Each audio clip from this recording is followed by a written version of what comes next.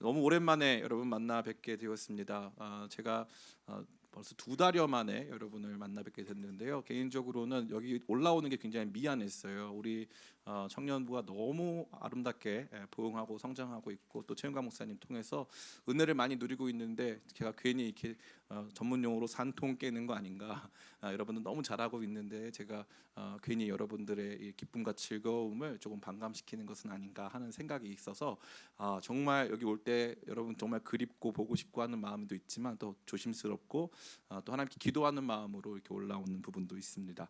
지난 금요일에는 한 신문사와 함께 장시간에 걸쳐서 이 특집 기사를 실른다고 그래서 기쁨의 교회 특집 기사를 실른다 그래서 인터뷰를 진행하기도 했습니다. 제가 가만히 생각해봤더니 제가 한 것은 아무것도 없고 하나님께서 역사하셨고 또 특별히 이곳에 있는 우리 귀한 청년들로 말미암아 제가 영광도 얻고 또 우리 교회가 정말 하나님 앞에서도 사람들 앞에서 칭찬받는구나 하는 생각을 많이 하면서 하나님께 감사했습니다. 그러나 그럼에도 불구하고 여러분 가운데 나오면서 제 마음이 너무나도 기뻤고 꼭 전하고 싶은 말씀이 있었기 때문에 정말로 마음 가운데 소원함을 가지고 나왔습니다. 하나님께서 오늘 이 시간 여러분에게 꼭 주시고자 하시는 그 말씀을 주시기를 간절히 원합니다. 시간이 많이 흘러서 어느덧 팥빙수의 계절이 다가왔습니다.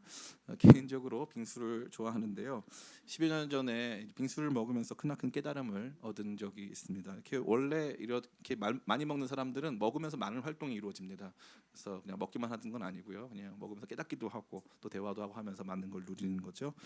빙수를 잘한다는 집에 방문했어요. 빙수 맛이 끝내준다 그래서 그 당시에도 굉장히 비싼 고가의 빙수였습니다.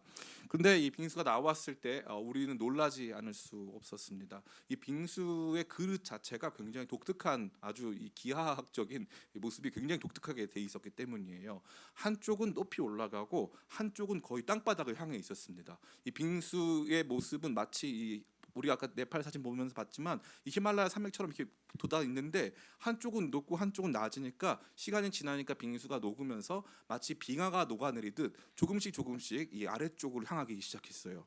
그러니까 우리가 너무 마음이 급해지니까 이게 녹기 전에 뭐가 되는데 그날 날씨가 35도였습니다.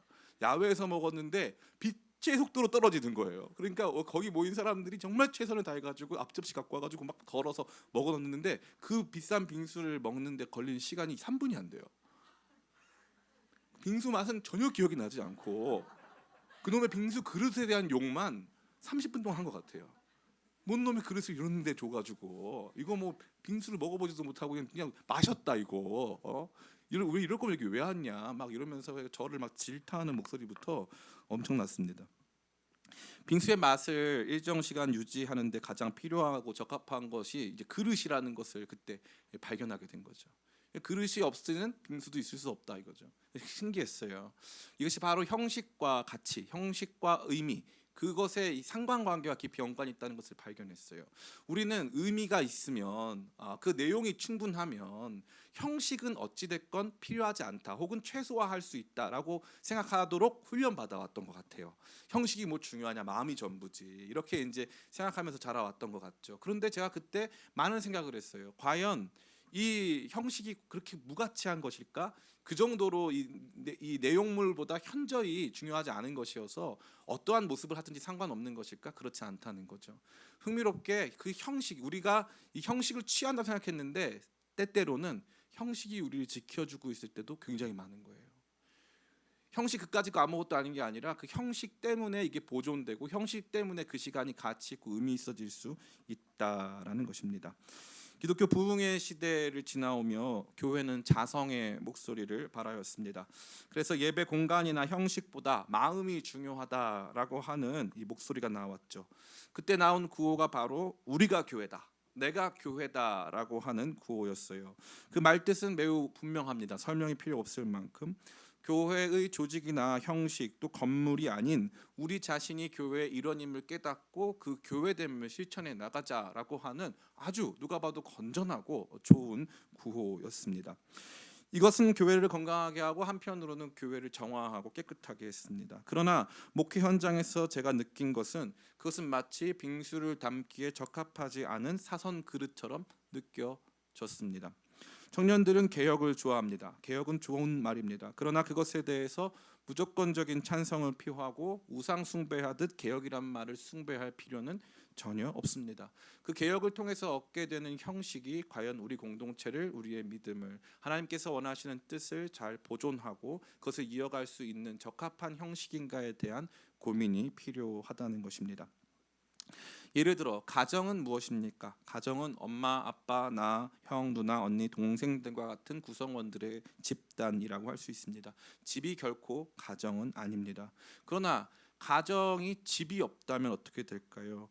가정을 존속시키고 가정을 안전하게 유지하는 것은 집의 기능이고 그 필수적인 기능에 해당한다고 할 수 있습니다. 또 집에 따라서는 가정의 안정과 성장, 성숙이 이 집에 의해 결정되기도 합니다.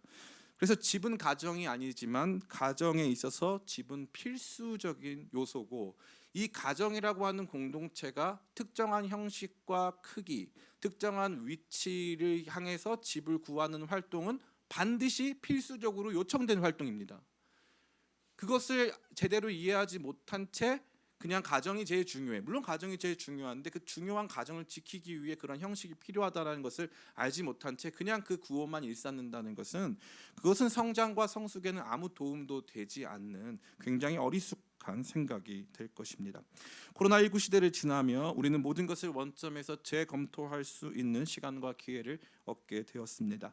그 가운데 우리가 얻게 된 분명한 사실은 우리가 형식을 지켜온 부분도 있겠지만 사실 형식이 우리의 믿음, 우리의 공동체를 지키고 있었다는 사실이고, 이제 우리가 다시 한번 그 형식을 취하고 세워갈 수 있는 기회를 얻게 된 것입니다.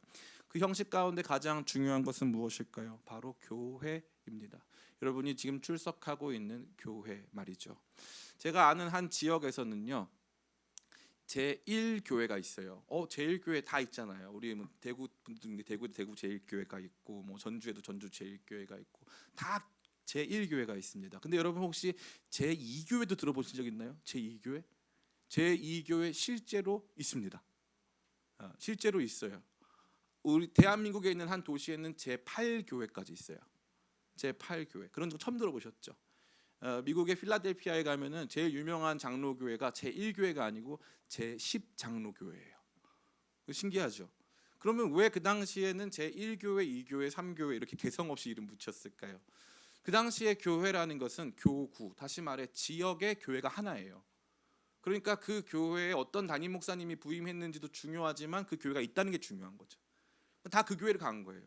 근데 오늘날 우리가 살아가는 이 시대 속에서는 교회는 더 이상 그런 모습이 아니라는 거예요. 기쁨의 교회에 나온 여러분은 우리 교회가 갖는 그 특수성을 인식해야 하는 거예요. 우리 교회는 제118 후암동 장로교회가 아니잖아요. 그잖아요. 우리 교회는 기쁨의 교회잖아요. 교회가 특정 지역이라고 하는, 특정 구역이라고 하는 행정적 질서를 벗어나서 우리가 추구하고자 하는 가치를 중심으로 해서 조직과 제도와 돈과 사람이 모이기 시작한 순간부터 그때 교회는 그 교회의 설립 취지에 따라 그 형식이 정해지고 있다는 거예요. 그러니까 여러분이 기쁨의 교회의 일원으로 모였다는 것은 우리가 이 기쁨의 교회로 모이고 있는 그 근본적인 취지에 따라서 우리 교회를 실제적으로 구성하고 있다는 거죠. 그러니까 그것을 지금 다시 세워가야 할 절호의 기회가 도래했다는 거예요. 저는 이 부분에 있어서 여러분들에 대한 강한 신뢰를 갖고 있어요. 우리 기쁨의 교회, 제가 이번에 인터뷰하면서 다시 생각을 해봤더니 진짜 기쁨의 교회는 청년교회 그 자체라고 할 수 있어요. 처음에 교회를 개척할 때 이 목회자 가정 5명 빼고 10명의 청년들이 개척을 했어요. 그 당시 연령대가 2015년도였는데 그 당시에 92년생, 90년생 다 이랬거든요. 그러면 이제 2015년도에 90년생이니까 26, 25 이런 사람들이 교회를 세운 거예요. 그렇게 해서 지금 우리 교회의 재적 성도가 200명이 훨씬 넘고 출석이 150명이 훨씬 넘는 교회로 우리 교회가 세워진 거죠. 청년들에 의해서 세워진 교회가 바로 우리 기쁨의 교회라는 사실이죠. 그렇기 때문에 이제 코로나19의 시대를 지나 다시 한번 모든 것을 새롭게 건축하고 새롭게 해야 되는 이 시기 속에서 여러분들의 역할이 다시 한번 요청되고 있다라고 저는 감히 말씀드릴 수 있습니다. 자, 그렇다면 그 역할 중에 제일 중요한 것이 무엇일까요? 여러분들이 세우고 만들어가야 하는 것들, 건물, 맞아요. 건물도 여러분들이 함께 해주셔야 돼요. 우리 교회가 2019년도에 이제 신림동에 있는 건물을 매입하기 위해서 공동의회를 한 적이 있어요. 그때 그 당시 생각해보면 그때 갔었어야 되는데 죄송합니다. 네, 그 이유는 다 알고 계시죠. 우리나라가 부동산이 많이 출렁거려가지고 그때 갔었어야 된다는 생각을 가끔 합니다. 근데 그때 이제 어른들은 이제 기쁨의 교회가 그 당시 성장 속도가 굉장히 빨랐기 때문에 또 굉장히 우리끼리 되게 재밌었기 때문에 진짜 신나게 생활했던 것 같아요. 그때는 그랬기 때문에 어른들은 우리 교회가 조금 이렇게 구석으로 들어가는 걸 원치 않으셨던 것 같아요. 그래가지고 우리는 진짜 너무 잘 될 수 있는 교회인데 거기 너무 한쪽 구석이다. 근데 기회는 너무 좋았거든요. 근데 저는 지금도 그때 한 청년의 이야기를 지금도 기억합니다. 그때 차 타고 가면서 제가 바라다 주면서 파주였는데 거기까지 바라다 주면서 그래도 아무래도 어렵지 않겠냐. 어른들이 헌금 안 하면 우리 교회가 그 당시 1억만 있으면 지을 수 있었거든요. 그때 했었어야 되는데. 근데 어쨌건 1억만 있으면은 우리가 건물이 신림동에 진짜 좋은 우리 교회 건물이 생길 수 있었는데 그때 그 친구가 그 당시에 몇 살이었냐면은 그 당시에 25살에 대학교 2학년 3학년인가 그랬어요. 목사님 그거 우리 청년들도 할 수 있어요. 돈 1억 만드는 거 청년들 할 수 있다는 거예요. 저 지금도 잊혀지지가 않아요. 지금도 우리 교회 청년들이 굉장히 헌금을 많이 해요. 그리고 우리 교회 청년들이 교회 굉장히 사랑합니다. 그러나 우리의 마음과 달리 현실적으로 우리 청년들이 1억씩 하려면은 한 사람당 지금 100명 정도 되니까 한 사람 100만 원씩만 하면 되네요.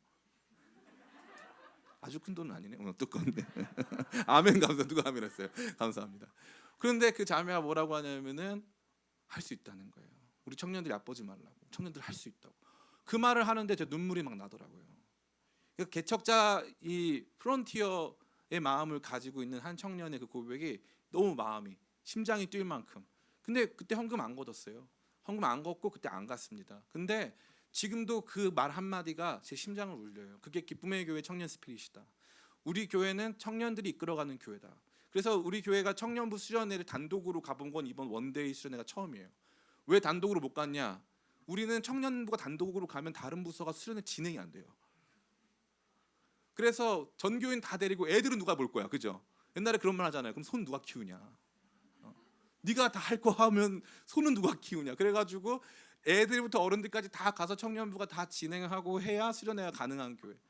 그게 우리 교회예요. 그게 주님께서 줄로 재어 주셔서 여러분을 부르셔서 함께 세우라고 말씀하신 저와 여러분의 교회가 바로 우리 기쁨의 교회라는 거죠.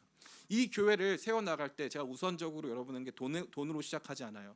먼저 이 교회를 코로나 이후의 시대 속에 다시 한번 세워 나갈 때 우리가 반드시 취해야 할, 반드시 새롭게 해야 할 형식이 있다 이거예요. 그 형식이 뭐냐? 따라해 볼까요? 예배. 예배라 이거예요. 왜 예배가 가장 중요한 형식이냐? 예배라고 하는 형식은 1차적으로는 물리적 형식이에요. 그죠? 사람들이 모여서 노래를 부르고 말씀을 듣고 교제를 하고 하는 등의 물리적 형식입니다. 그러나 이 물리적 형식이 돈을 추구하는 것도 아니고 그렇다고 스포츠를 하는 것도 아니에요. 이 물리적 형식이 가장 영적이잖아요. 그러니까 교회의 교회됨에 있어서 가장 근간이 되는 것은 마치 하늘과 땅의 만남과도 같이 이 물리적 형식 속에 영혼을 담아내는 이 예배야말로 가장 중요하다고 저는 감히 말씀드릴 수 있습니다. 기쁨의 교회를 지금까지 끌고 왔던 이 역할, 그것이 바로 예배 역할이고 예배라고 하는 형식 때문에 많은 청년들이, 많은 성도들이 교회 안에서 은혜 받고 회복되고 하나님의 영광을 함께 체험했다는 것이죠. 놀랍게도 예배는 이 팬데믹 기간에 우리가 포기할 수밖에 없었던 형식이었습니다. 많은 청년들이 모일 수가 없었죠. 그 교회에서도 모일 수가 없었고 했기 때문에 이 온라인으로 예배하기 시작했습니다. 그러다 보니까 무슨 일이 발생합니까? 온라인 예배도 예배니까라고 해가지고 이제 조금씩 모여서 드리는 예배에 대한 이 관심이라던가 열정이 사그러들기 시작했습니다. 여러분에게 물어보고 싶어요. 온라인 예배를 드려보니까 확실히 더 은혜롭더라. 그런 사람이 있었어요. 저도 그랬고 초창기에. 근데 시간이 가면 갈수록 이 예배라고 하는 것이 그냥 말씀을 듣거나 나 혼자 활동하는 것이 아님을 발견하게 된 거예요. 결국에는 이 예배라고 하는 이 현장에서 함께하며 노래 부르고 말씀 듣고 하는 이 모든 형식이 의미가 있었던 것이고 그것이 우리를 붙잡아주고 있었다라고 하는 생각을 지울 수가 없었습니다. 그렇기 때문에 오늘은 이 예배라고 하는 형식을 다시 한번 우리가 기억하고 재조명해 보면서 우리가 추구해야 될 우리 기쁨의 교회 예배가 어떠해야 하는가, 이 분명한 비전을 갖고 나아가기를 간절히 바랍니다. 특별히 예배에 대한 비전을 갖는 건 진짜 중요한 거예요. 교회에 대한 어떠한 비전보다 우선적으로 가져야 될 비전이 바로 예배에 대한 비전입니다. 비전은 뭡니까? 비전은 무언가를 보는 행위예요. 무언가를 보는 행위. 이 무언가를 보는 것이 굉장히 중요하다는 거죠. 옛날에 군대에 가면은 이제 뭐 혹시 여기 미대 전공생 있나? 그러면 이제 사람들이 손을 듭니다. 자네는 무슨 미대인가? 저 홍대 미대입니다. 그러면 여기 족구장 그려. 그래서 족구장 그리게 한 거예요. 족구장 그려본 분은 아시는데, 족구장을 그냥 이렇게 물로 이렇게 그 주전자에다 물을 담아가지고 그냥 쭉 그리면 잘 됩니까? 안 됩니까? 제식이 잘 안 된다고 제식이가 얘기했습니다. 전문가거든요. 이거를 잘 그리기 위해서는요, 어떻게 해야 되냐면은 오른손으로 주전자를 파지하고 주전자를 잡고 눈빛은 이제 거기 그 표대를 향해서 그냥 걸어가면 됩니다. 그럼 자동으로 직선으로 그려져요. 근데 이거를 직선으로 그리려고 노력하면 안 되는 거예요. 다시 말해서 표대가 분명하면 똑바로 거져요. 예배도 마찬가지예요. 우리가 이 예배를 이렇게 추구하자라고 하는 분명한 지점을 가지면 그러면 그 예배가 드려져요. 근데 분명한 예배의 비전이 없으면 왜 예배를 드리고 있는 건지, 예배 시간 도대체 뭐 해야 되는 건지 아무 생각 없이 무념무상으로 사라지게 되는 거죠. 그렇기 때문에 저는 짧은 시간 여러분과 함께 우리 기쁨의 교회가 추구해야 할 예배의 비전을 잠시 나누고자 합니다. 오늘 이 말씀, 특별히 시편 40편의 말씀을 통해서 이 예배의 비전을 나누려고 할 것이고, 이것이 우리 교회의 절대 변하지 않는 예배의 가치, 예배에 대한 기대와 소망이 기준이 될 것을 여러분에게 분명히 말씀드립니다. 첫 번째, 따라해 볼까요? 네. 오, 감사합니다. 자막이 유튜브 시대에 걸맞는 우리 감사합니다. 채영이가 해줬어요. 감사합니다. 첫 번째는 이제 신앙 고백적 예배입니다. 따라해 볼까요? 신앙 고백적 예배. 아멘. 감사합니다. 신앙 고백적 예배가 너무나도 중요하다는 거죠. 오늘 본문의 1절과 2절 같이 한번 읽어보겠습니다. 시작.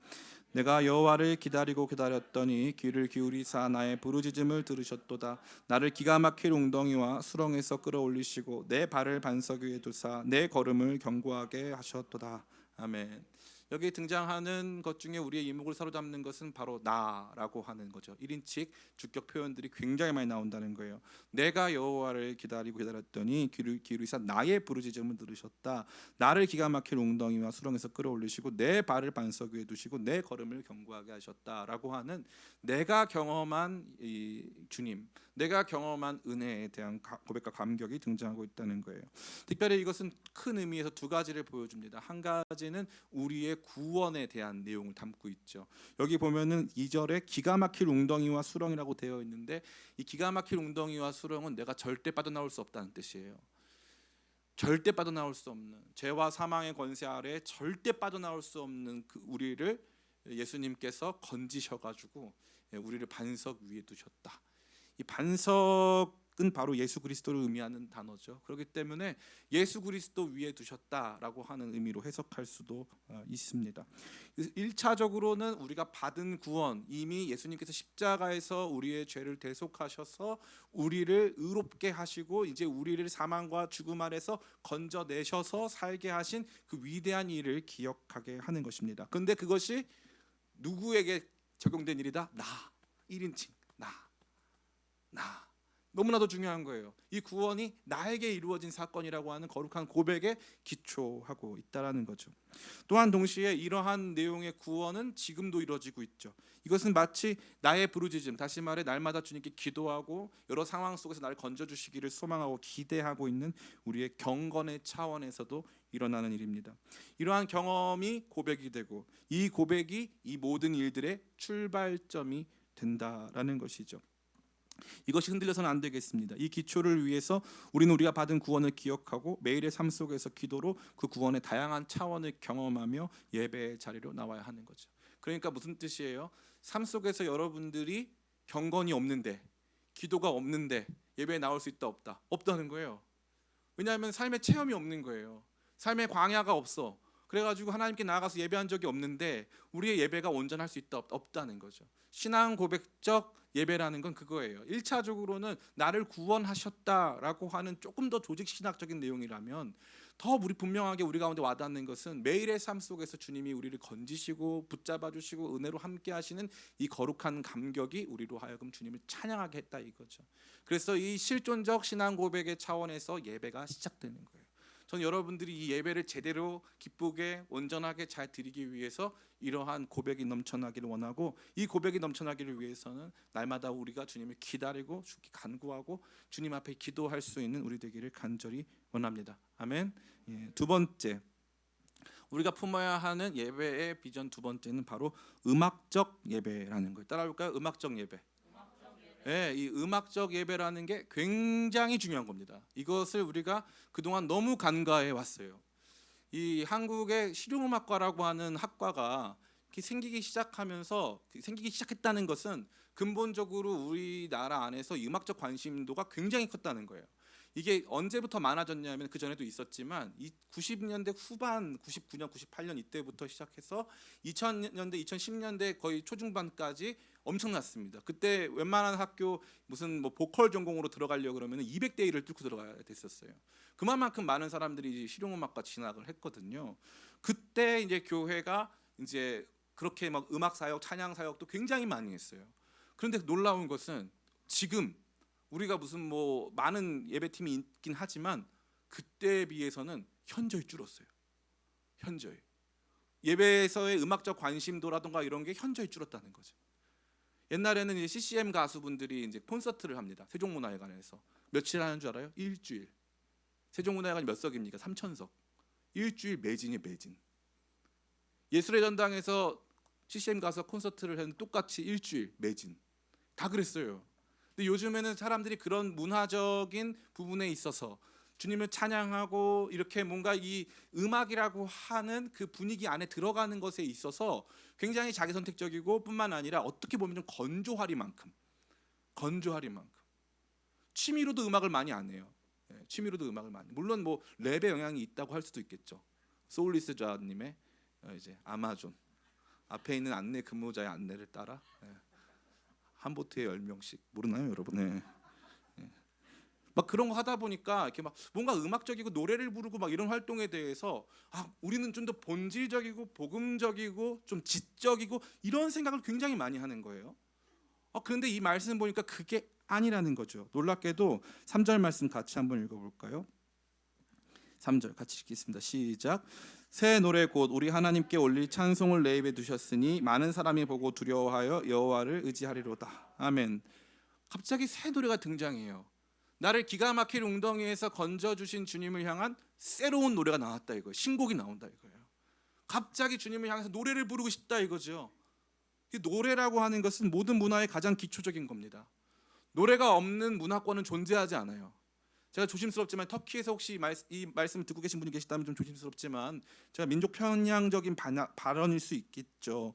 제가 여러 국가들 사역을 다녀봤는데 전 세계에서 노래를 제일 못하는 민족이 터키 사람들이에요. 혹시 그 터키 같이 갔다 온 분들 기억날지 모르겠는데 애국가를 부르는데 자기네 나라 애국가를 부르는데 랩이야 그냥. 그게 음률이 없어. 너무 깜짝 놀랐어요. 그런데 가만히 보니까 노래 듣고 노래 부르고 춤추고 하는 데에는 둘째가라면 서로 너무 신나게 막 노래를 부르는 거예요. 노래를 잘하고 못하고의 문제가 아니라는 거예요. 이게 신기한 거예요. 노래라고 하는 것은 너무나 원초적인 인간의 자기 표현 방식이에요. 근데 이 노래가 왜 성경적으로, 왜 구속사적으로, 왜 조직신학적으로, 왜 예배학적으로 그토록 중요한가? 놀랍게도 이 말씀, 이 시편의 이 기자는, 시편을 지은 사람은 다윗입니다.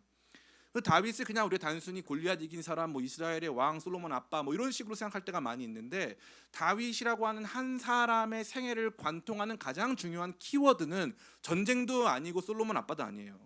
다윗을 관통하는 가장 중요한 구속사적 키워드는 찬양입니다. 이게 왜 그러냐? 다윗 시대 이전에 예배 드릴 때는 예배가 뭐였냐면은 이제 이 번제를, 상번제, 아침과 저녁에 번제를 드리는 거란 말이에요.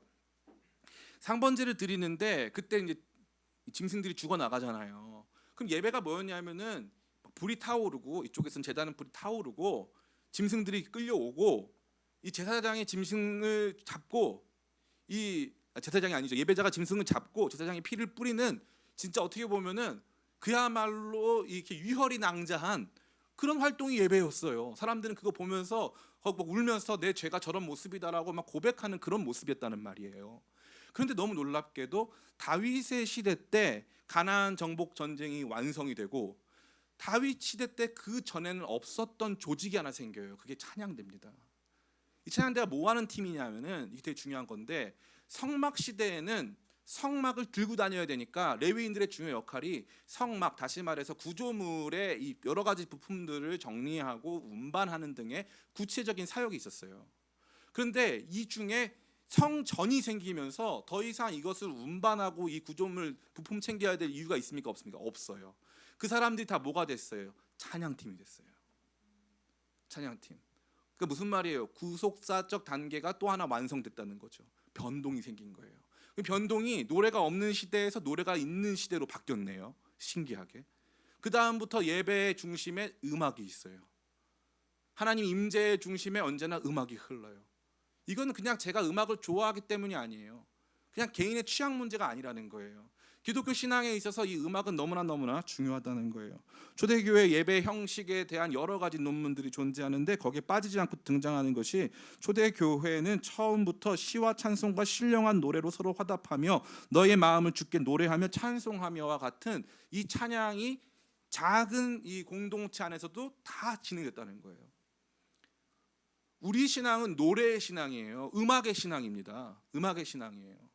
근데 이것을 간과한 채 우리가 굉장히 이 지적으로 경도된 나머지 말씀만 듣고 뭐 실천만 하려고 한다면 잘못된 거예요. 왜냐하면 그것은 우리의 전 인격을 포괄하고 있지 않기 때문이에요. 노래 안에는 가사가 있죠. 그리고 노래 안에는 음률이 있어요. 아름다움이 있단 말이에요. 그것을 부르는 사람의 감흥이 거기 묻어나게 돼 있단 말이죠. 가장 전인격적인 표현인 이 노래를 통해서 하나님은 당신의 뜻을 성취해가고 있는 거예요. 제일 환상적인 내용이 바로 계시록 14장 3절입니다. 앞에 화면이 준비되어 있어요. 같이 한번 읽어볼까요? 계시록 14장 3절 같이 읽습니다. 시작.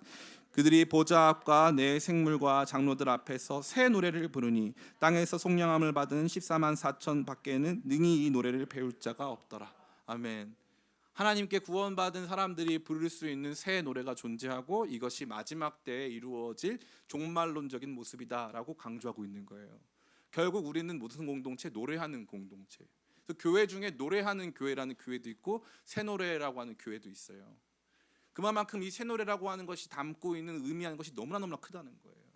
그런데 우리가 특별히 우리 한국 교회를 대표하는 우리 기쁨의 교회 청년부가 이 예배에서 음악을 간과한다.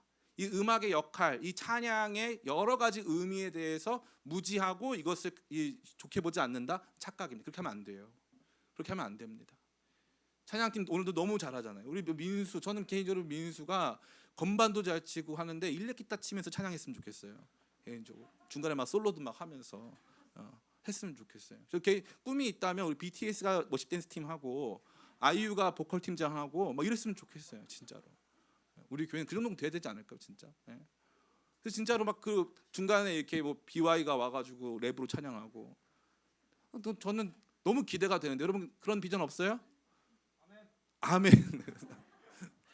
전 진짜로 우리가 공교하게 우리의 예배라고 하는 형식의 이 음악적 기쁨과 즐거움을 충만하게 누리는 것은 제가 이것을 그냥 저 혼자만의 개인적 의견으로 드리는 게 아니라 이것은 어찌 보면은 성경에서 우리가 누릴 수 있는 좋은 형식의 예로 제공된 거예요. 더 공교하게 예배해야 되는 거죠. 제가 오늘 개인적으로 또 우리 현범 형제가 베이스 치는 모습 너무 감사했어요. 그동안 안 하고 이렇게 많이 방황했다가 베이스가 돌아오니까 그동안 우리 교회 예배가 베이스가 없어가지고 너무 힘들었는데 베이스 기타도 오고 너무 좋더라고요. 그런데 이게 더 발전해야 돼요. 이 모습이 우리 안에 더 있어야 돼요. 그래서 여러분의 삶이 이 노래로 말미암아 특별히 주님께 올려드리는 찬양으로 말미암아 풍성해져야 돼요. 이게 우리 안에 너무나 중요한 거예요. 노래하기 시작하는, 찬양하기 시작하는 그리스도인들의 삶에 변화가 일어나요. 찬양하지 않으면 변화가 없어요. 정말이에요. 없어요. 찬양이 그만큼 중요한 거예요. 꼭 이 찬양이라고 하는 형식을 저는 여러분들이 굳게 붙잡았으면 좋겠어요. 우리 교회가 품어야 될 비전으로 목사님 우리 더 크게 찬양할 수 있었으면 좋겠어요. 더 아름답게 찬양할 수 있었으면 좋겠어요. 악기 더 사주세요. 우리 찬양팀 더 많이 뽑게 해주세요. 마이크 더 사주세요. 전 이랬으면 좋겠어요. 여기 분명히 나와 있어요. 기가 막힌 구원을 경험한 사람이 원했던 것은 노래를 부르는 것이었어요. 근데 나중에 살펴보겠지만 이 노래를 개인적으로 부르는 게 아니에요. 이 노래를 전면적으로, 공동체적으로, 거국적으로 이 노래를 부르면서 이 노래가 자기와 뿐만 아니라 공동체 전체의 삶을 아우를 수 있도록 한다는 거죠. 우리 청년부에 원래 조이풀 콰이어가 있었어요. 찬양대가 있었다는 거죠. 그래서 어떻게 한 줄 아세요? 칸타타도 했어요. 칸타타. 사람들은 잘 몰라요. 그 짧은 시간 동안 다 잊혀진 거예요. 기쁨의 교회 찬양하는 교회였어요. 그래서 우리 금요일마다 처치 온 더 스퀘어라 그래가지고 한 달에 한 번씩 콘서트도 했어요. 콘서트도 1층에서. 그럼 지나가는 사람들이 와서 보고 그랬어요. 근데 우리가 언젠가부터 이 찬양의 감격, 이 찬양을 해야 한다라고 하는 어떠한 그 형식이 우리를 지켜주고 있다라고 하는 그 중요도에 대한 인식이 현저히 부족해지기 시작하면서 찬양도 건성건성 부르고 준비하는 모습들도 많이 연약해진 것이 사실인 거죠. 저는 우리 기쁨의 교회 청년들이 이 찬양에 대한 이 열정, 찬양에 대한 이 소중함을 다시 한번 깨닫고 발견하고 이 찬양 더 잘할 수 있도록 조명도 좀 찬양에 맞게 이렇게 하고 할 수 있도록 우리가 함께 힘쓰기를 간절히 바랍니다. 그러기 위해서는 어떻게 해야 되겠어요? 찬양할 수 있는 장소로 이사를 가야 될 것 같아요. 그래서 같이 기도를 부탁드리겠습니다. 작게 제가 말했어요. 작게. 크게는 못 말하겠고 작게 말했습니다. 꼭 기도를 부탁드리겠습니다. 세 번째, 우리가 가져야 할 예배의 비전 세 번째 따라볼까요? 교육적 예배. 5절 말씀입니다. 우리 같이 한번 우리 5절부터 8절까지 같이 한번 읽어보겠습니다. 시작. 여호와 나의 하나님이여 주께서 행하신 기적이 많고 우리를 향하신 주의 생각도 많아 누구도 주와 견줄 수가 없나이다. 내가 널리 알려 말하고자 하나 너무 많아 그 수를 셀 수도 없나이다. 주께서 내 귀를 통하여 내게 들려주시기를 제사와 예물을 기뻐하지 아니하시며 번제와 속죄제를 요구하지 아니하신다 하신지라. 그때 내가 말하기를 내가 왔나이다. 나를 가리켜 기록한 것이 두루마리 책에 있나이다. 나의 하나님이여 내가 주의 뜻 행하기를 즐기오니 주의 법이 나의 심중에 있나이다 하였나이다. 아멘. 이 찬양 속에 굉장히 독특한 요소가 많이 있죠. 보니까 주님의 법이 내 심중에 있다라고 되어 있고요. 여기 보니까 이러한 감격 속에서 노래 부르는데 뭘 깨닫냐면은 주님께서 제사와 예물을 기뻐하지 않으시고 번제와 속죄제를 요구하지 아니하신다. 그럼 뭘 원하시냐? 7절에 그때 내가 말하기를 내가 왔나이다. 주님이 나를 원하시는구나. 말씀 속에서 찬양 속에서 깨달음이 있는 거예요. 주님께서 진짜 원하시는 건 나였구나. 그 어떤 형식보다 나를 원하셨구나 라고 하는, 이거 그냥 단순히 글로 배워가지고 이거 수능 문제에 나오니까 이거 풀어내야 돼 이런 교육이 아니라 사실 진짜 깨달음, 진짜 실존적인 체험에 의한 깨달음이 이 예배 가운데 있었다라는 것이죠. 더 놀라운 것은 5절입니다. 여호와 나의 하나님이여 주께서 행하신 기적이 많고 우리를 향하신 주의 생각도 많아 누구도 견줄 수가 없나이다. 내가 널리 알려 말하고자 하나 너무 많아 그 수를 셀 수도 없나이다. 하나님의 생각이 너무 많다는 것을 발견하는 거죠. 우리를 향하신 하나님의 계획과 뜻이 너무나도 많다는 것을 예배 가운데 발견하는 거예요. 찬양 부르면서 나보다 나를 감사합니다. 죄송해요. 제가 개인적으로 사과의 말씀드리겠습니다. 여러분 다 해줄 줄 알았어요. 많이 여러분이 지금 지쳐 있다는 게 느껴집니다. 이런 것을 예배 중에 발견한다는 거예요. 찬송가 가사가 여러분에게 주는 진짜 위대하고 탁월한 영적인 비밀이 너무나도 많아요. 근데 이것을 우리가 잘 알지 못한 채 마치 찬양은 예배팀이 좀 하는 거고 그냥 그거는 내가 말씀 지식과는 크게 상관이 없다. 아니에요. 찬송가 가사만 제대로 이해해도 여러분이 누릴 수 있는 게 너무나 많아요. 근데 그것을 우리가 제일 잘 모르는 이유는 뭐냐면 찬양 따로 말씀 지식 따로라고 생각했다는 거죠. 이건 착각입니다.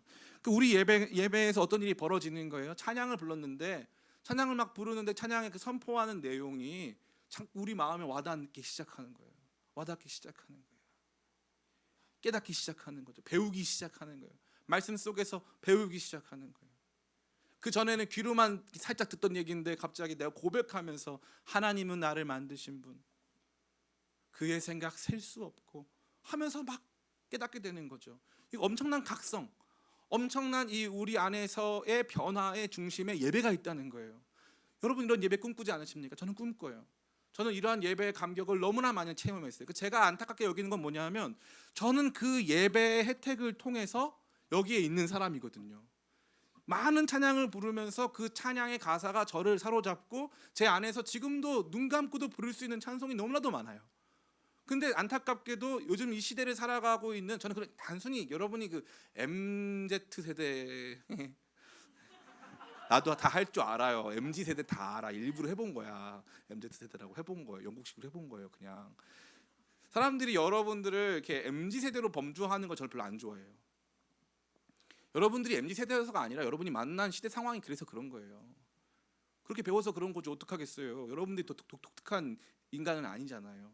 그 누가 가끔 농담인 것 같은데 누가 봤는데 그 이집트 상형 문자를 로제타 비석이라는 것을 통해서 이제 해석을 하기 시작했는데 4,000년 전에 쓰여졌던 그 상형 문자 안에 요즘 애들 버릇없다고 써 있다 하더라고요. 전통이야. 걔네도 다 버릇없었어요. 그러니까 여러분이 독특해서가 아니라 제가 깨달았다니까요. 이걸 가르쳐주는 사람이 없는 거예요. 찬양이 이렇게 우리의 마음을 단순히 그냥 마음을 좀 우리 이렇게 이 감정적으로 이렇게 하는 게 아니라 찬양하면서 배우는 게 있다는 거를, 찬송과 가사가 이렇게 심오하다는 사실을 내가 이제 알았네. 이러한 순간이 있다는 거예요. 저는 우리 기쁨의 교회 예배와 찬양이 반드시 그러한 교육적, 이 교육은 단순히 제가 교훈적이라고 할까 교육적이라고 할까 하다 고민하다 교육적으로 했어요. 그러한 지식을 기반으로 그것을 공감하는 우리의 실존적인 모든 각성과 변화가 일어나는, 전인격적 변화가 일어나는 귀한 시간 되기를 간절히 소망합니다. 저는 여러분들이 그 비전을 품었으면 좋겠어요. 주님 예배 때 가르쳐 주세요. 찬송 가사 통해서 가르쳐 주시고 알려주세요. 제가 그렇게 하겠습니다. 제가 그렇게 결단하겠습니다. 그렇게 변화되겠습니다. 각성되겠습니다. 깨닫게 해주시옵소서. 그러한 것들을 여러분들이 깨닫게 되길 간절히 바랍니다. 특별히 여기 보면은 이 예배 가운데서 어떤 고백이 나오냐, 기가 막힌 고백. 6절 말씀 같이 한번 읽어보겠습니다. 시작. 주께서 내 귀를 통하여 내게 들려주시기를 제사와 예물을 기뻐하지 아니하시며 번제와 속죄제를 요구하지 아니하신다 하신지라. 아멘. 여기 보면 내 귀를 통하여라고 되어 있잖아요. 원문은 내 귀를 뚫어서라고 되어 있어요. 귀가 어떤 상태에 막혀 있어. 귀가 막힌 상태. 진짜예요. 웃기려고 한 거 아니야. 귀가 막힌 상태예요. 예배 전에는 귀가 막혀 있었다 이거죠. 그런데 예배하는 가운데, 찬양하는 가운데 내 귀가 뚫렸다 이거예요. 하나님 내 귀를 뚫어주신다. 저는 여러분이요, 이거 솔직히 와닿지 않으세요? 저는 와닿거든요. 어떨 때 예배 때 나와가지고 아무 말도 안 들려요. 목사님 말도 안 들리고 찬양인들 말도 안 들리고 건반 소리도 안 들리고 그냥 무념무상으로 앉아 있는 거예요. 근데 갑자기 어떤 찬송에 내 귀가 뚫려. 갑자기 어떤 말씀 한 구절에 내 귀가 뚫리는 거야. 갑자기 들리는 거야. 막 세상에 저런 말씀이, 세상에 이런 가사가 있었다니 난 몰랐네 하면서 거기서 변화가 일어나는 거예요. 저 이거 너무 원해요. 예배 가운데 이거 너무 원합니다. 너무 원해요. 저는 여러분들이 이것을 우리 예배 가운데 체험할 수 있게 되기를 소망하고 기대하고 비전 삼으시길 간절히 바랍니다. 네 번째입니다. 따라해 볼까요? 선교적 예배. 예, 선교적 예배 3절 말씀 같이 읽겠습니다. 거의 다 끝났어요. 같이 읽겠습니다. 시작. 새 노래 곧 우리 하나님께 올릴 찬송을 내 입에 두셨으니 많은 사람이 보고 두려워하여 여호와를 의지하리라. 아멘. 노래를 부르기 시작했는데 그 노래가 울려 퍼지니까 많은 사람들이 하나님을 두려워하기 시작했다는 거예요. 재밌죠? 내가 부르는 이 노래에 사람들이 변화되기 시작하고 많은 사람들이 하나님 앞에 나오기 시작했다는 거죠. 그래서 이 마틴 로이드 존스 목사님의 책 부흥에 보면은 그건 이제 이 웨일즈 대부흥 사건을 근본으로 한 이 부흥 사건에 대한 조망이에요. 그 책이 굉장히 좋은 책입니다. 거기 보면은 어떻게 되어 있냐면은 부흥하는 교회의 특징은 교회가 세상으로 나가는 게 아니라 사람들이 교회로 들어온다는 거예요. 그럼 무엇을 통해서? 예배를 통해서.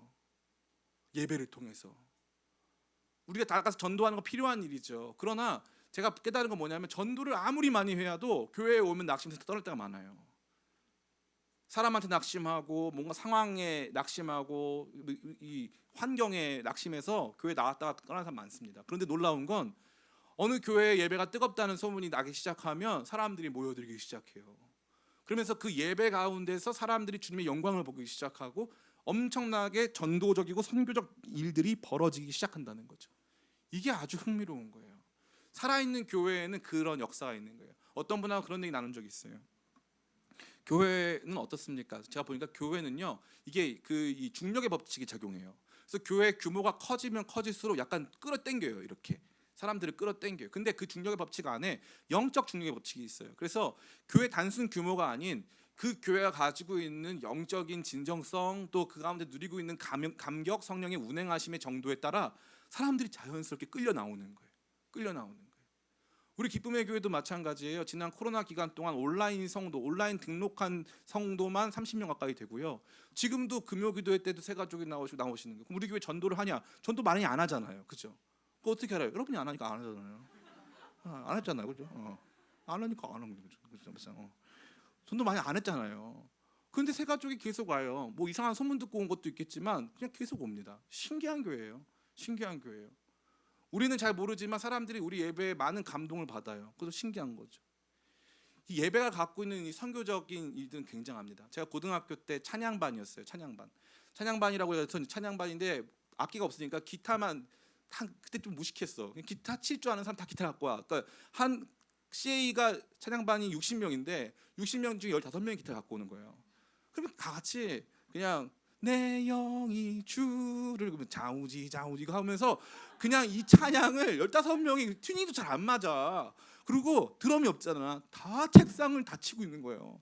시끄럽죠. 예. 그때 혜성처럼 제가 나타나서 그들을 다 정리하고 음악적으로 다 조율을 한 다음에 이제 우리가 학교 축제 때 고등학교 축제 제일 처음 만든 게 제가 나온 서라바 고등학교예요. 서라바 고등학교가 고등학교 축제를 처음 만든 학교예요. 그래서 그 학교를 만들어서 축제가 굉장히 우리는 프라이드가 엄청나요. 그래서 그 학기 중에도 계속 축제를 해요. 우리끼리 계속 합니다. 발표회도 하고. 그럴 때 총극부가 장동민 그까이 거 장동민 총극부가 나오고 막 그랬어요. 그런 데였는데 찬양부가 그동안 열심히 안 했다가 그때 축구 골대 앞에서 가설 공연장을 만들고 이제 찬양을 시작한 거예요. 그때 윤리 선생님 계셨는데 성균관대학교 이제 유교학과 나오신 윤리 선생님 계셨는데 윤리 선생님이 우리가 찬양하는 모습을 물끄러미 바라보시다가 나중에 저한테 와서 물어보시는 거예요. 야 요한아, 너네 교회에서도 이렇게 찬양하냐? 그래서, 예, 저희는 이렇게 다 찬양하는데요. 참 보기 좋더라. 이러시는 거예요. 그러다 나중에 그 윤리 선생님이 개종했어요, 기독교로. 이해가 되세요? 학교 윤리 선생님이세요. 개종했다니까 개종. 찬양반 찬양 듣고 자기 제자들이 찬양하는 모습 보고 내가 믿고 있는 건 무엇일까? 나는 무엇을 향해서 지금 노래하고 있는가? 내가 믿고 있다는 것, 내가 추구하고 있는 이 가치, 다 옳은 말 같지만 진짜 생명력이 있다는 건 무엇일까? 여러분 노래하는 사람처럼요 진심을 보여주는 사람은 없어요. 누군가 내면 안에서 흘러나오는 그 노래를 부를 때만큼 진심이 없다니까요. 엄마들이 가끔 혼자 콧노래 부르죠. 기분 좋아서예요. 기분 좋아서예요. 그게 진짜기 때문에 감동받아가지고 그 선생님이 개종했어요. 나중에 교장 선생님 되셨는데 제가 우연히 한번 만났는데 너무 저를 반가워하시더라고요. 예배에는 선교적 능력이 있어요. 찬양하면요 엄청난 일이 벌어져요. 근데 왜 찬양을 안 합니까? 삶 속에서 왜 찬양이 없어요? 여러분 삶 속에서 찬양이 없기 때문에, 여러분이 노래하지 않기 때문에 세상이 주님의 영광을 못 보는 거예요. 노래해야 합니다. 찬양해야 하는 거예요. 우리의 찬양이 더 진정성이 있어지고 깊어져야 하는 거예요. 특별히 우리의 예배에서. 다른 데서 부르라는 거 아니잖아요. 우리 예배에서만큼은 마음을 다한 찬양과 경배, 감사로 우리 예배가 달라져야 하는 거예요. 예전에는 기도원이 많았어요. 이 기도원 가면은 이 기도원에 꼭 무슨 팀이 있냐면 찬양팀 중에 무슨 멤버가 있냐면 탬버린 팀이 있어요. 탬버린 팀. 근데 한 자매가 눈을 못 봐요. 네. 눈을 못 보고 한쪽 팔이 없어. 근데 이 한쪽 팔로 탬버린을 치는데 지치질 않아. 사람들이 그 자매가 그 찬양하는 모습 보면서 다 눈물을 흘려요. 그러면서 거기 나온 사람들이 신앙적인 회복이 일어나기 시작하고 하나님을 진짜 찾기 시작하는 거예요. 하나님을 너무 그렇게 여러분 머리로 찾을 때 생각하지 마세요. 여러분 머리로 모든 거 다 이해할 수 있어요? 못해요. 나이 먹고 성숙하면 할수록 느끼는 게 뭐냐면 내 머리로 안 되는 거예요. 이해됐다고 버린 게 아니야. 엄마 아빠 마음 다 알아요? 몰라요. 나이 먹어봐야 아는 거지. 살아봐야 아는 거지. 내가 걸어갈 때 길이 되고 살아봐야 삶이 되는 그 현장이 우리 앞에 놓여져 있다 이 말이에요. 근데 거기에서 찬양하기 시작할 때 엄청난 선교적인 움직임이 있다라는 거죠. 영국을 대표하는 이 회의주의 철학의 대가인 데이비드 휴미라는 사람이 있었어요. 데이비드 휴. 이 사람은 이 철학 역사에 있어서도 영국 상식주의를 대표하는 회의주의자이기 때문에 엄청난 이 철학사적인 영향이 있는 사람이에요. 데이빗 휴미라는 사람이 이 조지 휘필드라고 하는 사람의 전도 집회에 맨날 참석하는 거예요. 그 사람들이 물어보는 거예요. 이 데이빗 휴문요, 내일 태양이 동쪽에서 뜰 것도 믿어서는 안 된다고 본 거예요. 그걸 뭐라고 표현했냐면 그것은 지적 관성에 불과하다. 맨날 그 현상이 일어나니까 그렇게 믿는 것뿐이지 그것을 우리가 완전히 철저하게 입증할 수는 없다. 그 부분에 대해서는 우리가 끊임없이 회의해야 된다, 의심해야 된다 이거죠. 근데 그 사람이 조지 휘필드 목사님의 이 집회에는 맨날 가니까 사람들이 물어보는 거예요. 아, 자네는 저 사람 말을 안 믿지 않느냐? 그렇게 믿는다면 당신은 그 철학이 오히려 더 이 뭔가 취약점이 있다는 걸 보여주는 거 아니냐? 그랬더니 데이빗 휴미 뭐라고 그랬냐면, 난 저 사람 말은 안 믿는다는 거예요. 근데 저 사람이 믿어진다고. 조지 휘필드 목사님이 믿어진다는 거예요. 그 사람의 진정성, 저 사람의 눈빛, 저 사람의 고백이 난 믿어진다는 거예요. 진짜 이건 너무 놀라운 얘기 아닙니까? 이 회의주의 철학의 대가인 사람도 무너뜨리는 거예요. 뭐가? 그 진정성이, 그 고백이, 이게 예배의 능력이에요. 저는 이 예배의 선교적 능력을 우리가 회복하는 공동체 되길 간절히 바랍니다. 아멘.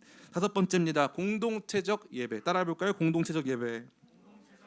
우리 9절과 10절입니다. 같이 읽습니다. 시작. 내가 많은 회중 가운데에서 의의 기쁜 소식을 전하였나이다. 여호와여, 내가 내 입술을 닫지 아니할 줄을 주께서 아시나이다. 내가 주의 공의를 내 심중에 숨기지 아니하고 주의 성실과 구원을 선포하였으며 내가 주의 인자와 진리를 많은 회중 가운데에서 감추지 아니하였나이다. 아멘. 여기 공통적으로 많은 회중이 등장합니다. 이 회중이라 함은 이 함께 예배하는 이스라엘의 회중을 의미하는 것이죠. 개인의 고백에서 시작된 이 예배가 회중으로까지 나아가고 있는 것을 보게 되는 거예요. 단순히 그들이 그냥 예배를 관람하고 있는 관람자가 아닌 이 예배에 동참하고 자신의 고백을 함께 할 수 있는, 공유할 수 있는 존재들로 회중으로 나아갈 수 있다라고 하는 비전을 발견하게 된 거죠. 이 공동체적 예배가 굉장히 중요한 거예요. 제가 오늘 예배 드리면서 너무 좋았던 게 아마 저를 배려한 게 아닌가 싶은데, 우리 광민수 형제의 찬양이 제가 다 아는 찬양이더라고요. 제가 예배팀 가르칠 때 어떻게 하냐면은 예배 회중 중에 이 찬양을 70%는 아는데 30%는 모른다. 그러면 그 노래는 새 노래다. 모든 관심을 그 부분에 취약한 사람을 중심으로 생각해야 돼요. 그러니까 70%는 그 노래를 아는데 30%는 그 노래를 몰라. 그러면 그 노래는 새 노래로 간주하고 준비해라. 그럼 두 가지 방법이 있어요. 첫 번째, 새 노래니까 배우고 시작하는 거예요. 목사님 70%는 아는데요. 그래도 배우고 시작하는 거예요. 우리 노래 같이 배울까요? 하고 배우고 시작하면 사람들 마음이 열려요. 두 번째, 처음에 아예 초장부터 배우고 시작하지 못할 때에는 어떻게 하면 되냐면은 그 노래를 쉽게 따라 부를 수 있도록 여러 번 반복해줘라. 그리고 가사를 불러주면서 계속적으로 그 예배 가운데 들어올 수 있도록 도와주라 이거예요. 그게 뭐예요? 회중의 예배죠. 회중의 예배. 제가 강원도 화천에서 6주 사역하다 쫓겨난 적이 있어요. 6주 사역하다가. 저는 상처와 아픔이 많은 사람이에요. 아멘 하지 마요. 이런 게 안 좋은 거예요. 아멘. 그때 보면요, 제일 힘든 게 뭐냐면은 저녁 예배. 7살부터 진짜 87세까지 나와요. 그러면 이걸 전체를 아우러야 되니까 정말 힘들어요. 그때 많은 거 배웠어요. 근데 그걸 포기할 수 있어요. 대충 40대 50대에 맞춰서 그 시간 때워도 돼요. 저는 그래 본 적이 없어요. 7살부터 87세까지 모두가 좋아하는 건 율동이에요. 제가 율동을 잘할까 못할까? 너무 갑자기 막 그렇게 하지 마시고 그냥 때로는 대답 안 해도 돼요. 때로는 대답을 쉬었다가도 괜찮아요. 네. 제가 율동을 예전에 제가 우리 학교에서 그 치어 리딩 부였어요. 안 믿기죠? 저도 안 믿겨요. 제가 그걸 왜 했나 모르겠어요. 그때 막 되게 유명한 막 아이돌 가수 데뷔한 분들 제 선배 중에 있었거든요. 댄스 가수 데뷔하신 분도. 근데 내가 거기 들어가서 치어 리딩도 했단 말이에요. 열심히 하면 하는 타입이에요. 그리고 제가 만든 율동도 있어요, 심지어. 그런데 그때는 최선을 다하는 거예요. 7살부터 87세까지 다 함께 최선을 다하는 거예요. 할렐루야 이거 있잖아요. 손을 높이 들고 주를 찬양. 진짜 그것만 45번씩 부르는 거예요, 그냥. 그러고 나면은 무슨 뭐 예배 깊이가 없다 뭐 다 많죠. 근데 다 웃고 있어. 다 웃고 있어.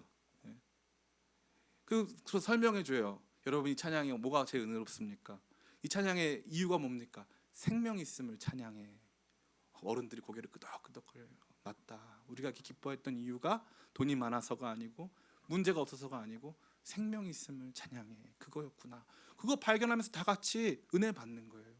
이 찬양에 대한 은혜와 감격이 회중 가운데 울려 퍼질 수 있도록 예배 인도자들은 최선을 다하는 거예요. 최선을. 악기도 그냥 대충 하는 게 아니고 엄청나게 준비 많이 해가지고 모든 사람이 들어올 수 있도록 하는 거죠. 트와이스 다현 씨가 데뷔할 때쯤에 이제 많이 다녔던 이제 무대가 어디였냐면 하늘산 기도원이란데요. 하늘산 기도원 지금도 그거 집회하는데 저희 때도 많이 해가지고 그 금요일 날 저희 성북구 종암동에 가면은 성북중앙교회라는 교회에서 버스 타면은 공짜로 올라갈 수 있어요. 그러면 밤새 찬양하거든요. 그때 미군 부대에서 드럼 치던 분들 이런 분들 하는데 진짜 얼마나 신나는지 예수 안 믿는 사람도 신나서 춤추고 있어요. 거기가 장난 아니에요. 너무 신나. 너무 행복해. 그런데 거기에서 제가 많이 깨달은 게 뭐냐면 웬만한 모든 사람을 포용할 수 있더라고요. 회중이 다 함께 부르는 거더라고요. 그거 진짜 좋더라고요. 또 한 가지 이제 반대적으로 또 좋았던 건 굉장히 클래식한 교회에서 가끔 반주 없이 우리 목소리로만 부를 때가 있어요. 그러면 다 같이 우리가 노래 부르고 있다는 생각이 들고 그리고 가끔 반주 없이 노래 부르면은 원래 노래 안 하던 사람도 열심히 부를 때가 있어요. 그러면서 모든 사람이 함께 부르는 거예요. 여러분 얼마나 좋아요. 우리 교회에 누가 나왔는데 그 사람이 찬양 안 하고 있다. 우리가 줄 수 있는 거 따뜻한 환대도 있고 뭐 좋은 공동체도 있겠지만 더 먼저 우선적으로 주어지는 건 뭐냐 하면은 사실 그 사람을 노래하게 하는 일이에요. 저는 우리가 이 회중 예배에 대한 모든 회중이 함께 참여할 수 있는 공동체적 예배에 대한 거룩한 비전이 있기를 간절히 소원합니다. 마지막입니다. 따라해 볼까요? 우리 마지막 띵 눌러주세요. 예, 같이 읽습니다. 시작. 전투적 예배. 우리 11절부터 끝절까지 같이 읽어봅니다. 시작. 여호와여 주의 긍휼을 내게서 거두지 마시고 주의 인자와 진리로 나를 항상 보호하소서. 수많은 재앙이 나를 둘러싸고 나의 죄악이 나를 덮침으로 우러러볼 수도 없으며 죄가 나의 머리털보다 많음으로 내가 낙심하였나이다. 여호와여 은총을 베푸사 나를 구원하소서. 여호와여 속히 나를 도우소서. 내 생명을 찾아 멸하는 자는 다 수치와 낭패를 당하게 하시며 나의 해를 기뻐하는 자는 다 물러가 욕을 당하게 하소서. 나를 향하여 하하하하며 조소하는 자들이 자기 수치로 말미암아 놀라게 하소서. 주를 찾는 자는 다 주 안에서 즐거워하고 기뻐하게 하시며 주의 구원을 사랑하는 자는 항상 말하기를 여호와는 위대하시다 하게 하소서. 나는 가난하고 궁핍하오나 주께서는 나를 생각하시오니 주는 나의 도움이시오 나를 건지시니라. 나의 하나님이여 지체하지 마소서. 아멘. 여기 보면 나의 하나님이여 지체하지 마소서라는 표현이 우리의 마음을 울립니다. 특별히 여기 보니까 우리가 잘 아는 히브리어 단어가 등장해요. 13절 여호와여 은총을 베푸사 나를 구원하소서. 여호와여 속히 나를 도우소서. 이 말씀이 뭡니까? 바로 호산나라는 거예요. 호산나. 여호와여 나를 속히 구원하여 주시옵소서 이 뜻이에요. 이 호산나가 외쳐지고 있는 이 상황은요. 1차적으로는 내가 싸우는 대상이 있어요. 첫 번째 누굽니까? 나 자신이에요. 그래서 12절에 보면은 수많은 재앙이 나를 둘러싸고 나의 죄악이 나를 덮침으로 우러러볼 수도 없으며 죄가 나의 머리털보다 많음으로 내가 낙심하였음이니라. 나는 나랑 씨름하고 있어요. 찬양하고 있던 나, 선교적 찬양으로 수많은 사람들을 주님께 인도하고 있던 나, 예배의 현장 속에서 온 회중과 함께 노래하고 있던 나는 사실 내 삶에 닥쳐온 여러 가지 어렵고 험난한 일들과 더불어 나 자신의 죄악으로 말미암아 지금 완전히 압도당하고 있는 거예요. 그러니까 이 시편은 너무 재밌는 시편이에요. 기가 막힐 웅덩이에서 건져내신 주님을 향한 노래로 시작해서 아직도 기가 막힌 웅덩이가 남아있는 나 자신을 보게 하는 거죠. 이게 우리의 현존, 우리가 지금 살고 있는 현재적 삶의 참모습이에요. 구원, 우리 가운데 이루어진 구원이 우리를 조금씩 그리스도의 날까지 온전케 하면서 동시에 나는 절망할 수밖에 없는 나의 연약함과 한계를 마주대하고 있는 것이죠. 이때 뭐 하고 있다? 이때 예배한다 이거예요. 이러한 상황 속에서 예배한다 이거예요. 삶에 문제가 없어서 죄 지은 게 없어서 아니에요. 죄가 있고 그것으로 말미암아 하나님 나가기 어려운데 예배하는 거예요. 예배하는 거예요. 예배를 결단하는 저와 여러분들이 간절히 바랍니다. 얼마나 전투적입니까? 나는 그럼에도 불구하고 찬양하겠다 이거 아니에요. 나는 그럼에도 불구하고 하나님 적극적으로 의지하겠다 이거 아닙니까? 예배는 그거예요. 하나님을 적극적으로 의지하겠다. 그 하나님을 선포하고 그 하나님을 믿으며 그 하나님을 적극적으로 의지하겠다라고 하는 거룩한 표현이 되는 것입니다. 뿐만 아니죠. 나 자신뿐만 아니라 나의 삶을 방해하고 나 자신을 하나님으로부터 멀게 하려고 하는 대적이 존재한다라는 것입니다.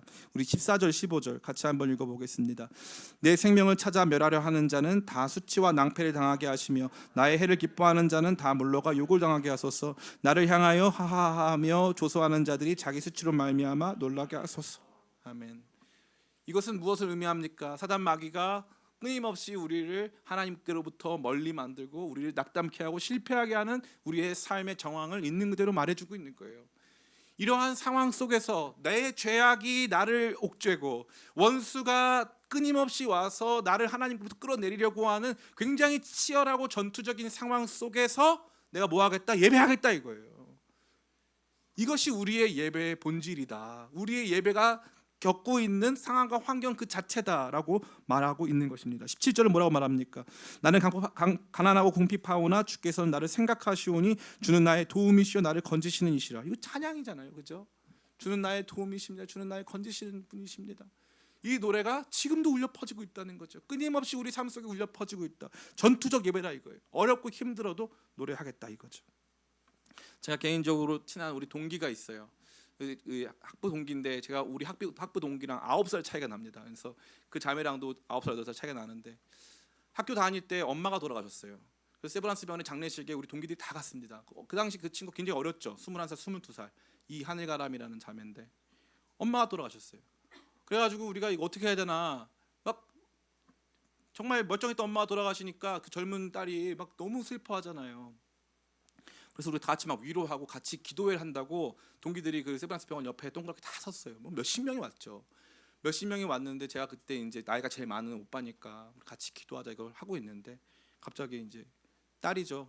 하늘가람이가 근데 오빠 우리 찬양하면 어떨까요? 이러는 거예요. 엄마가 지금 죽었는데 그래서 그래 무슨 찬양할까? 그랬더니 완전하신 나의 주 찬양하자는 거예요. 그래서 거기서 우리 07학번 그 친구들이 같이 찬양을 부르는데 완전하신 나의 주 의의 길로 날 인도하소서 행하신 모든 것 주님의 영광. 가사가 너무 말이 안 되잖아요. 우리 엄마가 죽었는데 그잖아요. 근데 막 그 고백을 하는데 예배합니다. 막 그 고백을 하는데 정말 다 눈물바다가 된 거예요. 우리 모두가 진짜 거기에서 많은 생각을 했어요. 감히 고백할 수 없는 슬픔과 아픔 속에서 전투적으로 나는 그럼에도 불구하고 예배하며 하나님의 뜻 알기 원하고 하나님의 앞에 무릎 꿇기를 원한다고 하는 그 고백이 지금도 제 가슴에 남아 있어요. 지금도. 이게 왜 중요할까요? 그때 그 경험이 저한테 없었다면 저에게 있어서 지금 여러분에게 설교할 전투적 예배에 대해 설교할 용기가 없었을 거예요. 제가 여러분에게 약속 하나 할게요. 여러분 반드시 실패할 거예요. 삶의 어느 순간 반드시 실패할 거예요. 반드시 여러분이 생각한 것, 계획한 거랑 다르게 삶의 환경은 여러분을 어렵게 만드는 시간이 존재할 거예요. 전투적인 대비가 필요한 상황이 온다는 거죠. 그게 여러분의 잘못 때문일 수도 있고 아니면 여러 상황 때문일 수도 있고 사단 마귀의 공격일 수도 있어요. 그러나 확실한 것은 무엇입니까? 그 가운데 예배하는 거예요. 그러기 시작하면 달라지는 거죠. 기쁨의 교회 나오면서 제가 개척하면서 저는 결혼식은 많이 할 거라고 예상했어요. 실제로 결혼식 많이 했죠. 옆 사람 같이 바라보면서 결혼합시다. 네. 아니 둘이 하라는 뜻은 아니고 다 얽힐 수가 있으니까 우리 최윤강 목사님 마음으로 고백해야 될 좀 있는데요. 하나님께서 여러 다양한 은사를 많이 주셨지만 독신의 은사는 참 모르겠어요. 그래서 우리가 도와드려야 될런지 아니면 뭐 끊어드려야 될런지 모르겠는데 하여간 마음에 감동 오는 자매는 우리 헌신의 기도해 주셨으면 좋겠다 이런 뜻이죠. 네. 근데 진짜 삶 속에 그렇게 어려운 순간을 만나요. 근데 저는 결혼식 주례 많이 할 줄 알았는데 제가 생각보다 많이 한 게 장례식이에요. 장례식에 재미있는 게 뭐냐? 장례식에서 그렇게 많이 전도가 돼요. 기쁨의 교회에서도 많아요. 장례식에서 전도돼서 오신 분들이 아주 많아요. 신기하죠? 장례식에서 우리 뭐 하냐? 찬양해요. 장례식에서 선포해요. 그러니까 거기에서 변화돼서 교회 나오시는 분들이 진짜 많아요. 너무나 놀랍게. 그게 예배의 능력이고 찬양의 능력이에요. 아멘. 저는 우리가 여러분 치열한 삶을 살면서 목사님 저 힘들어 죽겠어요. 저 너무 어려워요. 야, 예배하자, 찬양하자. 그깟 예배가 대수입니까? 찬양이 대수입니까? 대수야. 그게 네가 둘 수 있는 가장 최고의 수야. 네가 할 수 있는 가장 최고가 바로 그거야. 예배하는 거야. 찬양하는 거야. 주님께 그걸 맡겨드리는 거야. 주님의 능력과 구원을 의지하는 거야. 그거 노래하고 찬양하는 게 우리 힘이고 우리가 할 수 있는 전부야. 주님께서 말하고 있는 거예요. 저는 우리 기쁨의 교회 예배가 전투적인 상황에 놓여져 있는 누군가에게 거룩한 소망이 되는 찬양이 넘치는 그런 예배 되길 간절히 소원합니다. 아멘. 이제 말씀을 다 마쳐요. 신앙 고백적인 예배, 음악적 예배, 교육적 예배, 선교적 예배, 공동체적 예배, 전투적 예배, 이러한 예배를 꿈꾸고 소망하며 함께 만들어가는 대한민국 최고의 청년부, 우리 기쁨의 교회 청년부 다 되시기를 예수님의 이름으로 축원합니다. 아멘. 우리 찬양 하나 같이 부를까요? 우리 좀 시간이 많이 갔지만 다음번에 오기가 또 두려워지네요. 그래도 하나님의 음성을 같이 찬양하겠습니다. 우리 가사 준비됐죠? 우리 같이 가사 시작하면서 찬양하겠습니다. 우리 찬양팀 고맙다고 박수 한번 쳐주세요. 특별히 현범이 박수 한번 쳐주세요.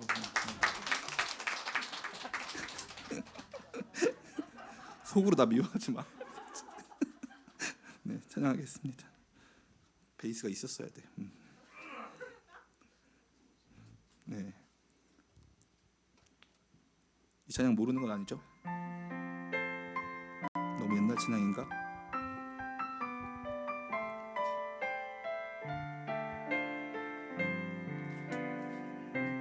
우리의 고백되길 원합니다. 하나님의 음성을, 하나님의 음성을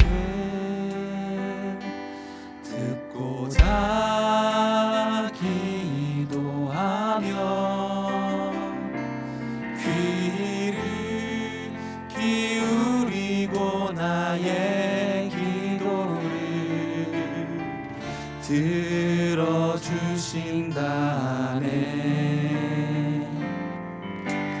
깊은 웅덩이와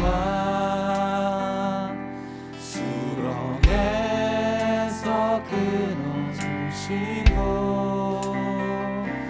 나의 발을 반석 위에 세우시사 나를 튼튼히 하셨네. 새 노래로 부르자 랄라라. 하나님께 올릴 찬송을 새 노래로 부르자. 하나님 사랑을 2절입니다. 주를 의지하고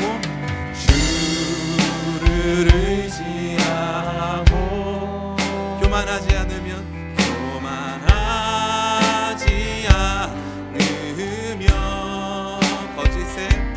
거짓에 치우치지 아니하며 복이 있으리라. 여호와 나의 주는 이것이 우리의 고백인 줄 믿습니다. 크신 권능의 주시라. 그의 크신 권능으로 우리들을 사랑하여 주시네. 새 노래로 부르자 랄라라. 하나님께 올리자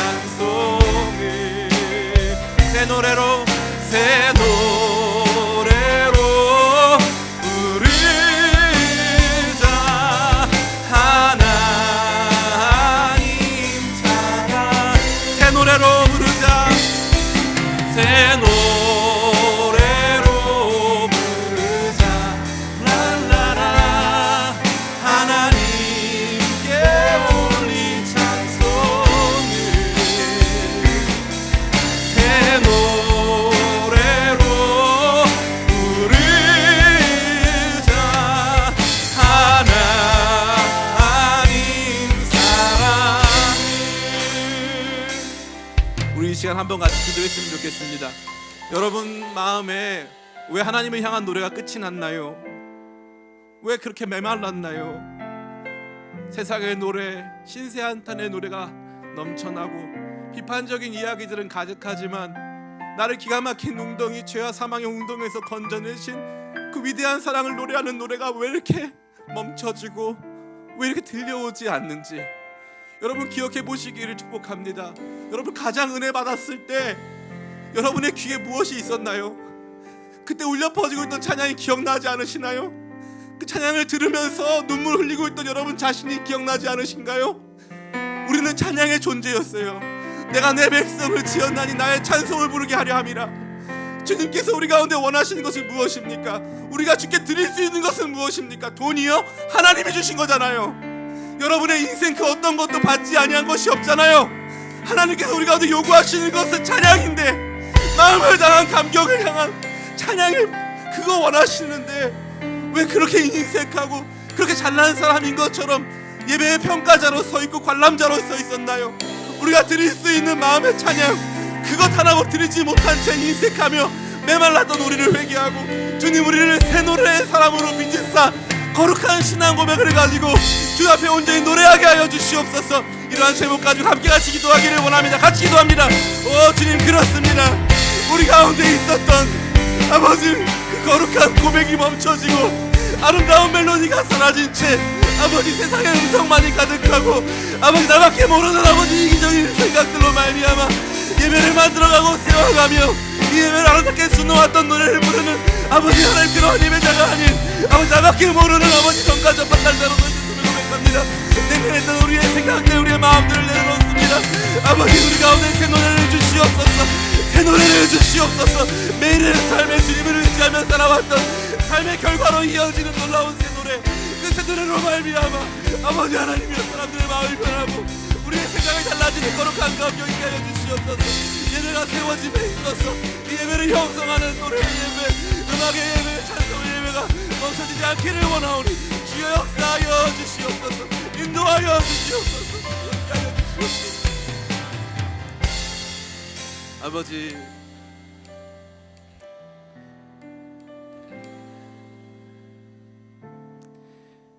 주님, 우리를 만나주신 그날을 기억합니다. 누가 부르지 말라고 해도, 누가 듣지 말라고 해도 내 귀에 멈추지 않는 노래가 있었습니다. 멈추지 않는 찬양이 있었습니다. 그러나 아버지, 재앙과도 같은 세상 속에서의 어려움, 슬픔, 아픔 속에 또 나 자신의 죄악으로 말미암아 노래가 들려오지 않는, 노래 없는 그리스도인들이 얼마나 많은지요. 주님, 사랑하면 시인이 됩니다. 그런데 사랑하지 않기에, 사랑을 잃어버렸기에 우리는 아무런 시도 쓸 수 없는, 그 어떤 감흥도 노래할 수 없는 회색빛 세상 속에 살고 있는 것은 아닌지 모르겠습니다. 주님, 우리 기쁨의 교회 이제 다시 세워갑니다. 폐허와도 같은 코로나19가 지나간 자리 위에 다시 한번 주께서 우리를 불러주신 거룩한 뜻을 기억하며 우리 공동체, 우리 예배를 세워갈 때 우리의 노래가 달라지게 하여 주시옵소서. 마음을 다한 고백으로 시작된 이 노래는 조금씩 울려 퍼져 수많은 사람들을 주께 돌아오게 하고 함께 공동체로 노래 부르게 하는 노래가 될 줄을 믿습니다. 이 노래는 그렇게 우리에게 많은 것을 가르쳐주고 우리의 귀를 뚫어 주의 어떠하심을 보여주는 노래가 될 줄을 믿습니다. 이 노래는 가장 전투적이고 힘든 상황에서도 우리를 노래하게 하며 찬송하게 하고 주의 보좌 앞으로 나가게 하는 거룩한 통로 될 줄을 믿습니다. 그 거룩한 비전을 가지고 우리 기쁨의 교회 예배만큼은 다시 한번 새롭게 하리라, 예배만큼은 다시 한번 뜨겁게 하리라는 마음의 소망과 기대를 가지고 예배를 위해서 기도하는 중보기도자들 많아지게 도와주시옵고, 예배를 섬기는 찬양팀이 많아지게 도와주시옵고, 이 예배의 가치를 위해서 수고하고 헌신하는 미디어팀이 많아지게 하시고, 이 예배에 참석하는 참석자들의 마음까지 준비시키사 이 예배가 주 앞에 더욱더 아름답고 멋진 예배 드려질 수 있도록 인도하여 주시옵소서. 이 예배의 영광 주께서 우리 가운데 나눠주시며 우리 각 사람의 믿음을 더욱 풍성하게 하고 각 사람의 삶을 온전케 하시는데 예배의 영광을 허락하실 줄을 믿사오니 주께서 우리 모든 청년들의 마음을 끊임없이 예배 현장 가운데 회복시켜 주시사 이 노래가 멈추지 않는 교회 되게 도와주시옵소서. 기가 막힌 웅덩이에서 우리를 건져주신 주님을 향한 새 노래가 멈추지 않는 멋지고 위대한 교회로 우리 사랑하는 기쁨의 교회와 우리 귀한 청년부를 사용하여 주시옵소서. 특별히 그러한 현장 속에서 그러한 상황 속에서 예배하고 있는 우리 많은 청년들의 마음을 주께서 이러한 예배로 노래로 어루만져 주시옵소서. 주께서 이렇게 함께 하실 것 믿사옵고 예수님 존귀하신 이름으로 찬양받기 합당하신 이름으로 기도 올려드리옵나이다. 아멘.